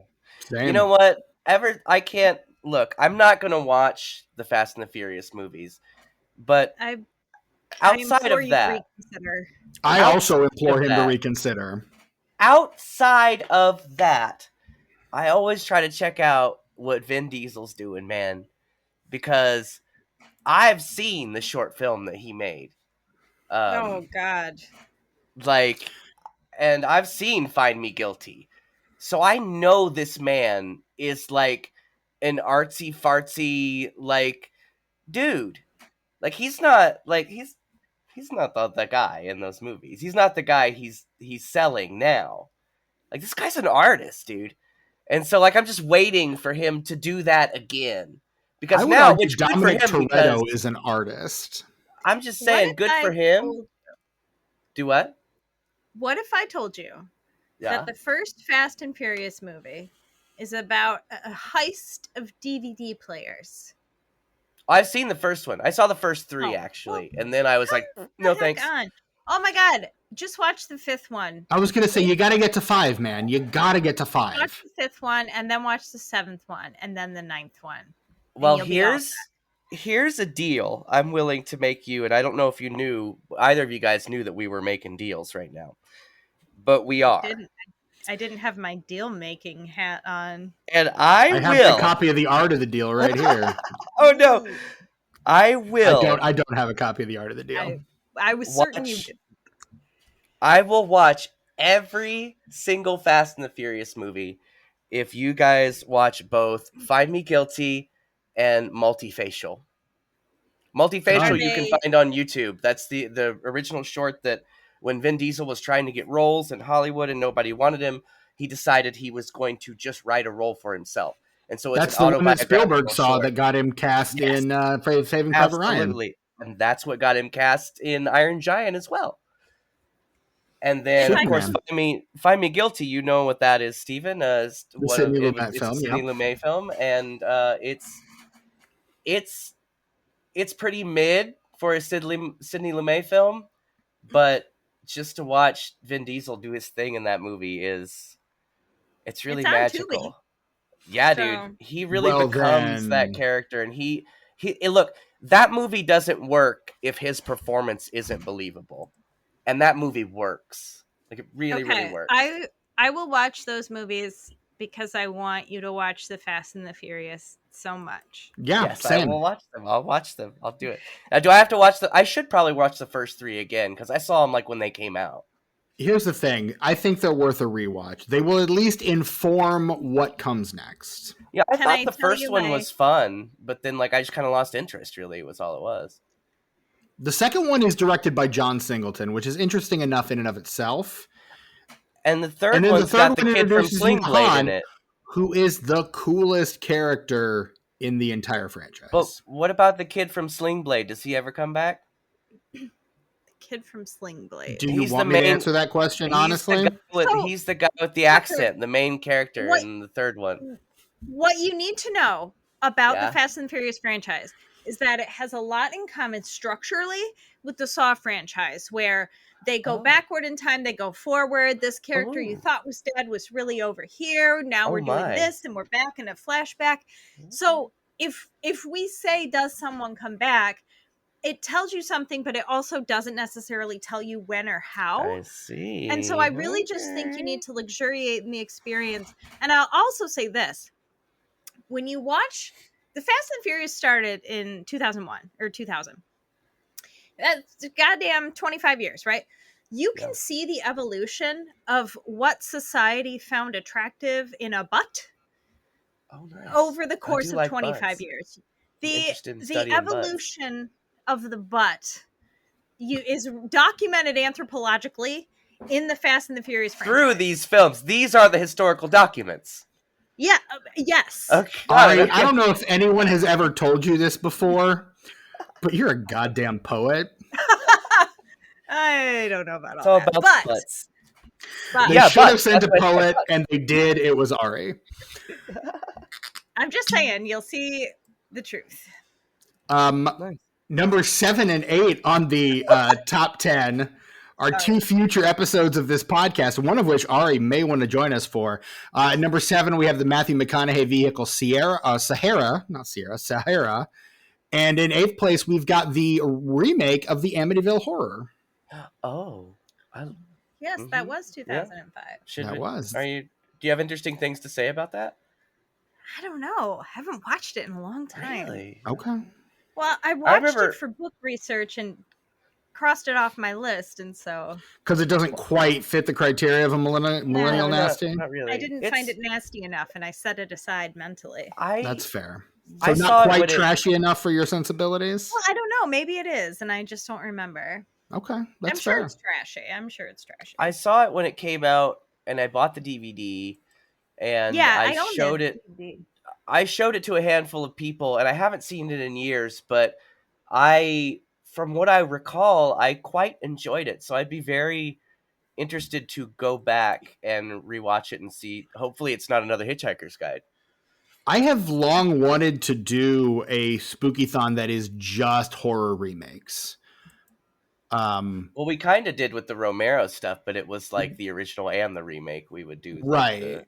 We did specifically for like one director, but I want to do one that's just like all horror remakes. Honestly, we could do it this year if you wanted to. Let's do it. Fuck it. I can just throw Amityville Horror on that list. Yes, indeed.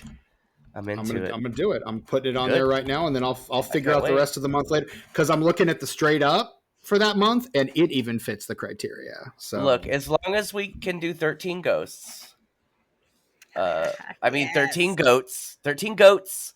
As long as we can do 13 goats, I'm into it. So put that one on there too, Steven. That's a lock right there. That's the one I'm locking in. The Steve Beck film 13 Ghosts, was that one? Man, I don't know. The monk is in it, and straight up, Stu from Scream is in it. Matthew Lillard and Raw Digga from the Flip Mode Squad, man.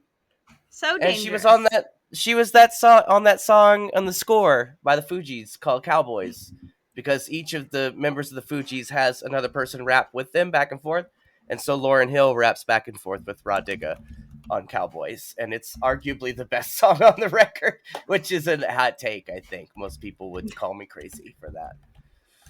I think we can all call you crazy. Yeah, I'll allow it. And then in 9th place, we have A Lot Like Love, the Ashton Kutcher, Amanda Peet rom-com. And in 10th place, speaking of rom-coms, the Jimmy Fallon, Drew Barrymore rom-com, where the third part of that triangle is the Boston Red Sox. It's is it the baseball one? Yeah, it's the baseball one. Yeah, it's the baseball one. Great. I'm glad that was a thing that happened that I never saw. And never want to and never have to. Maybe for research. I don't know.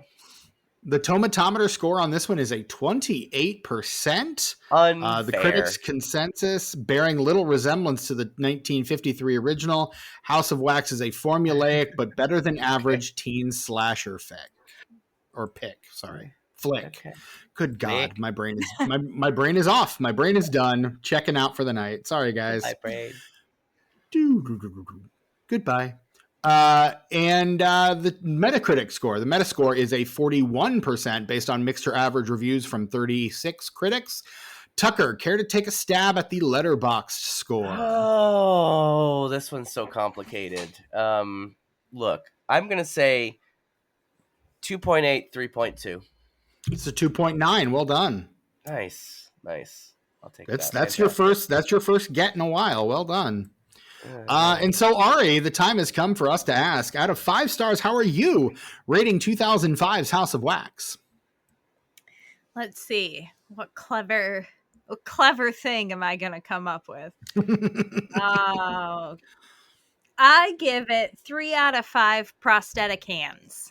Oh, there you go. Another thing that I wish was followed up on, the prosthetic hand in the animal pit. I'm so sorry. 3.5 out of 5. Oh. That half star means a lot to me, and I fucked it up while I was trying to be clever. No, you're fine. We'll Tucker will fix it in the edit. Don't worry. Yeah, fix it in post, Tucker. I won't.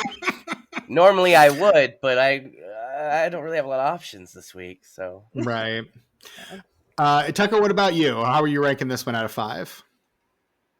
I can't decide if I want it to be a 3 or a 3.5. And I think I do want to say 3.5. Yeah. Yeah, you just do.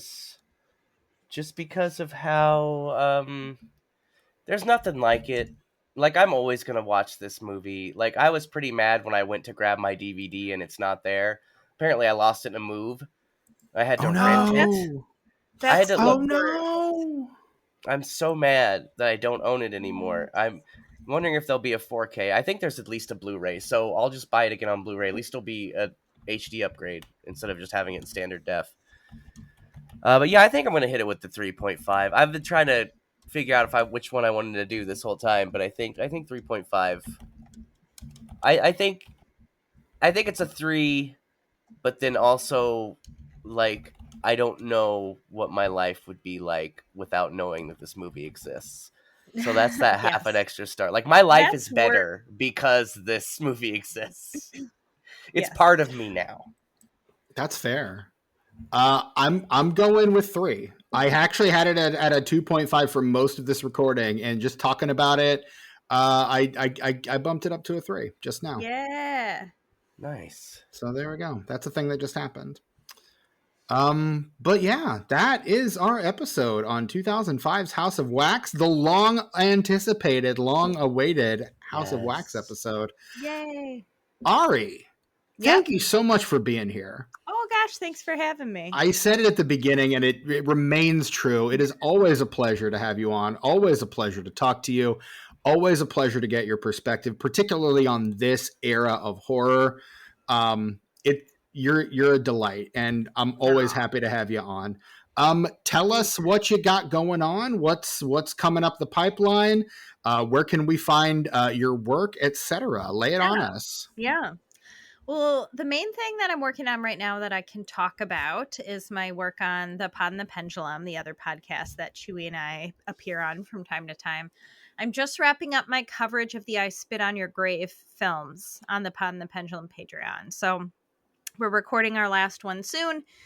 So if you're a patron, you'll be able to listen to in-depth discussions of all the I Spit on Your Grave films. And then we just made our schedule for 2005. So we've got all the franchises that we're doing in the works over there.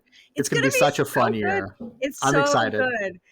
I keep thinking like, oh, what franchises haven't we done? We've basically done them all. Not true. No, there's so many we haven't done yet. So many big ones still that we haven't done yet. I know. It's crazy. Like, we're just getting to The Exorcist and you're like 6. I know. It's and I'm wild. very excited for that. Same. So, all my writing and podcasting you can find on my socials. You can find me at Ari_Hellraiser everywhere. I'd say I'm mostly on Blue Sky and Letterboxd, but I'm also on Instagram and sometimes Twitter. I don't know. It's all getting to be too much. So you find me. You find me. I'm around. Yeah, and buy Millennial Nasties, you mooks. Come on. You could do that if you want to. It's a good coffee table book. It's a great read too. It's a really fun read. You said it right there because really cool. It is. Because it's the kind of book that you can read as like a whole thing, or you're just like, oh wait, what does Ari think about this movie? Mm-hmm. Oh, there it is. And then, I mean, you still get a taste. If you've read it before, you can go back and hit certain ones, and you'll be like, oh, yeah, we talked about that before. And yeah, it's really cool in a lot of different ways. Did I go back and reread her chapter on this movie before we recorded this episode today? You better believe I did. Yeah, dude. You guys are so kind. Thank you. I can't thank you enough. But I will say the cover's very cool. I didn't design it, but if you have it on your coffee table, it makes you look like a really interesting person. So if you That's want to true. look like an interesting person, you should buy a copy of Millennial Nasties. Absolutely. Absolutely, you should. This is, of course, the Disenfranchised Podcast. You can find us wherever podcasts are sold. Hit us up on our email, disenfranchpod@gmail.com. Let us know what you think of what we're doing. We would love to hear from you. You can also, if you want to support us, leave us a 5-star rating and review on your podcatcher of choice, especially if that is Spotify or Apple Podcasts. That helps us find listeners like you, and we think you're pretty cool, so we'd love people like you as well. And then if you want to support us monetarily, you might as well swing over by our Patreon, patreon.com/disenfranchpod, where you will find hours, straight up days of content behind that paywall. Or if you don't want to pay the money, but you still want to get in on the conversation, you can join the official conversation of the Disenfranchised Podcast by joining for free over on patreon.com/disenfranchpod. And who knows, if you comment on an episode, maybe Tucker and I will comment back because that is a thing that we do. You know who else could potentially comment back? Ariel Powers-Schaub, who is a free member of the podcast. So she is also a part of that conversation. Yeah. So if you want to be like go. her, then become a free member. And who If wouldn't you're want to listening be? to this podcast and you're like, oh, that's straight up what I aspire to be as a person. Well, now you kind of can achieve some of that. You can get closer to that. That's true. That's true. You could. That's true. It's so easy. It is within your grasp. Cost money. Yeah. Nah. Yeah. So easy. Nah. Free 99. That's it. And without the 99 though, just free. Just straight up free. FOC. So free. Free you can find us on we're on Blue Sky, Letterboxd, Instagram, and YouTube at Disenfranchpod Are we as on the well. face page? Are we on face literature anymore, Stephen? We're still in the face literature. Okay. Mainly because it's so easy to connect from Instagram to the face lit. So easy. Just flip the little switch at the bottom and it's there. It's great. There it is. Yeah. Whoop, there it is, and there it goes, and there it went. And if you don't know now, you know. I am your host, Stephen Foxworthy. You can find me on certain social platforms at Chewy Walrus. I like to leave it a mystery, so you can come find me. Some of them I use more than others. You care to find out which ones? Take a guess. Though I will say I've been getting a lot of followers on Blue Sky right now, and I think it's because of the Pod and the Pendulum. So it's because you're clever and witty, and you're skilled at social media interactions. Not on social media so much, honestly. No, you don't do your straight up brackets anymore, dude. Remember your brackets of legend? I actually just announced on my Facebook page that I am discontinuing the brackets at the end of this year. I haven't been on Facebook in like 10 years, but no. Yeah, you put so much effort into them, Steven. That's the problem. I have too many other projects going on to commit as much time as I need to the brackets. And it's wonderful to see the brackets. An era gone. Sometimes, you know what, though? That's fine, Steven. Sometimes you got to know when to bail. Everything has to die. You don't have to continue everything forever. In the immortal words of Kenny Rogers, you got to know when to hold them and know when to fold them. Know when to walk away, know when to run. In the immortal words, count your money. When you're sitting at the table, be time enough for counting. When the dealing's done. Love it. Have I done that song at karaoke before? Are we back? Okay. Absolutely. Good. Got to. Absolutely. And I don't know what else I have to promote. Probably nothing. Tucker, what's going on with you these days? Go read Steven's book. It's on Amazon. You can straight up buy it there, like a hard copy or probably a Kindle, if that's true. If that's your thing. How have you been enjoying my book, Tucker? Now that you finally have the copy that you purchased months ago. Well, I'll tell you what, I still haven't finished that Brian Wilson autobiography. I hit a big snag in that. I haven't been able to sit down and read for a while.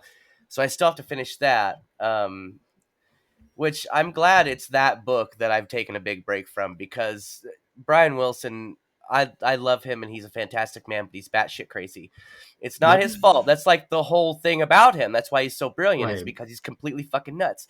And so Mhm. his book is just like disjointed, rambling thoughts, just kind of going from one thing to another in a surprisingly entertaining and like engaging way. Like I love reading that book because I'll be reading it and in a matter of 10 minutes I'll go from one place to another and I'll be like, wait a minute, how did we get here, Brian? How did we get Who am here? I here? Yeah. Well, he jumps all over the place. Like he'll be talking, oh, I did this thing a few years back. And then in the 60s. And you're like, hold on, man. Can we just have a consistent narrative here?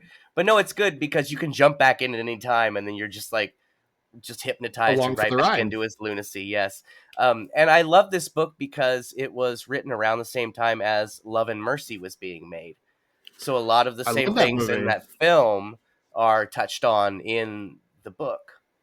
Okay. And it's a really good book. I got Jimmy got it for me for Christmas last year, and then I got him a copy this year for Christmas because it's Past so and good. future guests, Evan Jimmy Toohey. Yes, that's the one. That's the guy. Got a record coming out at some point. Who knows? That's that guy we know. Yeah, he's from Indy too, so he comes to Indy for Christmas, and so we get to see each other every year and hang out. I saw that And, picture you posted on your Instagram.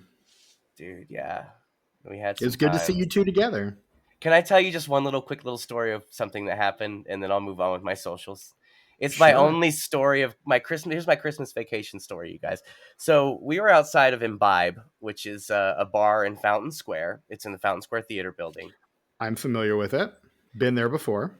And so Jimmy and I, we always go to a bar on Christmas night. The night of Christmas, we go to a bar, him and I, because we're buddies and stuff. And this year we decided to go Imbibe. So I went to pick him up from his parents' house. We went back to my sister's house, who lives like 3 blocks from Imbibe. And we hung out on the porch, like drinking whiskey and smoking joints and stuff until probably about midnight. And then finally we made our way to Imbibe. We go in there and we're playing pinball and drinking some beers. And it was really cool. We went outside to have a smoke. And while we're outside, about 2 or 3 blocks down the road by where like the liquor store is, the liquor store in Fountain Square, that one that's like close to the White Castle headquarters building thing. That one, yeah. There were some people down there that were ready to take each other's lives. And I say that with confidence because they said as much. They were both prepared to take each other's lives. They were very angry about something. It's 2:00 in the morning, Christmas night. And as someone who was born and raised in Indianapolis, I immediately kind of got myself behind a telephone pole so I didn't catch a stray. Correct. And so that's the move. So one of the guys, like, they're like, fuck it, whatever. And the one guy starts walking across the street to leave, but the other dude just can't leave it alone. And like he says some shit and they go right back at it. And I'm almost certain we are mere seconds away from gunshots and bodies hitting the ground when little old Tukey here, in his infinite wisdom and blind courage, peeks out from behind the telephone pole and says, "But you guys, it's Christmas." Oh my God. And I'm not kidding you. I am not shitting you. This actually happened. They immediately stopped. And they stood there for a second. I couldn't hear them because, they were shouting before. That's how I heard them. They were like 2 or 3 blocks away. And the last thing I saw them do was hug, you guys. Oh my God. I He saved Christmas. It saved Christmas. Spooky saved Christmas. It's a Christmas fucking miracle. You guys. I didn't know what else to do, man. I just didn't want to see that shit on Christmas night. Like, I don't want to see it any night. I don't want to see it any. Yeah. Spending as much time God. as I do in Fountain Square with my sister lives there, and whenever I'm in Indy, I'm staying with my sister. So it is not unusual to be sitting out on her front porch at like 1 or 2 o'clock in the morning, smoking a cigarette, and hear somebody 3 or 4 blocks down the road unload a clip. Right. That shit happens. Listen to those police scanners. The shit is wild, dude. And it used to be way worse than it was down there. So much worse. It's gentrified as fuck now. My dad won't go down there to this day for that reason. I get it. You got to take him down there because I wouldn't believe it either if you told me. Like, if I hadn't been down there in 20 years, I'd be like, fuck you, I'm not going to Fountain Square. You can fuck right off. My dad avoids downtown No Indy way. at all costs. Oh, what a bless his heart, I'll say. Bless his heart. Oh my God. But There yeah, it is. that's something that happened, and I just wanted to tell that little story because it's fun. I got a lot of other Christmas vacation stories. Maybe I'll tell on the next What Are We Watching? There's Which always we'll good record ones. at some point. Soon. I think maybe whenever I get the computer back, probably I'm down for a late night, Okay. so whatever. You But know anyway, we've got another recording this Friday, right? Yes, I know. Okay. So you can find me on Instagrams and the YouTubes at Ice909. That's ICENINE, the number 0 and the number 9. Also, Tuck Mugs, big resurgence on Tuck Mugs. So, like, That's true. Tuck Mugs kind of went dark after October for a minute. Like, I don't know what was going on, but that shit went dark. And then December rolls around, and it's literally Christmas. Like, and we almost had more because the whole time I was at my sister's house, she's like, "Oh, I got something for your Tuck Mugs. I want to show off my Bronx Zoo mug," because she got a mug at the Bronx Zoo, and like it says Bronx Zoo on the outside, but then it has little giraffes on the inside, and it's really cute. Oh, that is fun. I mean, it's not Christmas themed, so she can still do it whenever. But her and her husband are in New Orleans for their vacation, for their anniversary right now. So, oh, well, that's nice. well, they made the plans before all that shit happened. Obviously. Yeah, that's kind of a bummer. But also, they promised they'd go to the Voodoo Museum for me because for about 5 or 6 years, I was going to New Orleans every Christmas, and I always wanted to go to the Voodoo History Museum, and I'd always get so close, and something would take me away from it or distract me. It's almost like the voodoo spirits didn't want you there. I guess not. But anyway, Tuck Mugs, there's 3 posts in December. That's 3 times as many as November. Because there were none in November. You know who sent us a mug shortly after their last appearance on this podcast? Oh, you haven't posted it yet? I mean, the social media... do not look behind the curtain! The social media manager didn't post it yet? Is it one we got locked and loaded? Is that what you're telling me? No, I'm saying the person that Ari gave us a mug to post on Tuck Mugs shortly after her last appearance on the podcast. Oh, yeah. The Amityville horror mug. Speaking of, it's the keep my Amityville horror lipsticks mug. in. Bonk. Yeah. Found it. Yeah, dude. I'm So there you go. Posted back in June. And it's a great mug. And if you're wanting to be like Ari, you just you find her an aspirational figure, as we all do. Who wouldn't? If you're asking yourself the question, what would Ari do? She would send a mug to Tuck Mugs. That's true. That's true. Because she's and the proof's in the pudding because she's done it before. That's true. And she might do it again. Who knows? Who knows? Another step towards creating like your whole personality around a different person. You join our Patreon for free. Yes, you join our Patreon for free. Submit something to Tuck Mugs. It's not hard. You can email it to us at disenfranchpod@gmailstraightup.com. You can send us just a DM. You can message me. I mean, the social media manager for Tuck Mugs. Yeah, the Tuck_mugs. Direct message Tuck_mugs with that shit. It's just that easy. It's so simple that you'd think that we would just have more posts in general. Right. And yet, here we are with a total of 58 posts over the course of the time that we've been around. About a year, though. That's not bad. Not bad. I mean, there have been some months where it's been like nothing in November and nothing in July. It's kind of one of those when it rains, it pours kind of things. The first mug got posted on April 2023. So we're coming up on 2 years. Nice. I love that. Yeah. I like Tuck Mugs. I'm still proud of it. You should be. It's a fun site. Yeah, dude. I can't imagine how anybody could come in and just like make that negative. That's what I like about it. It's just like I'm just look at my mugs. Look at my mugs. That's all. And if you want to kind of get an idea of what Tucker's husband looks like, it's on one of those pictures. Him and his special lady friend. Yeah.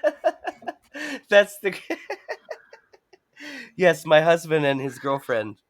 Yep. That's a fantastic photo too. It's a great photo. It's a good Oh pick. man, that's And you good. can find it in Tuck Bugs. So there you go. Love those guys. Love those guys. Friends of mine for sure. All right, let's land this fucking plane. This has been our episode on the 2005 film House of Wax. Ari, once again, thank you so much for being. I don't know why you put up with us. That is a tall order, and you take it. You just. We have fun. We have fun around here. We do. It's great. We love having you on. And again, we've got you on the schedule a couple more times before the end of the year, at least. So there we go. And so until next time, I'm your host, Stephen Foxworthy, for my co-host, Tucker, for the wax statue of Brett Wright, and for the incredible Ariel Powers-Schaub. Until next time, did you guys know that Elton John was gay? That's Vincent. That's Vincent. Oh, I've been calling him Crandall. That's Vincent, you guys. And scene.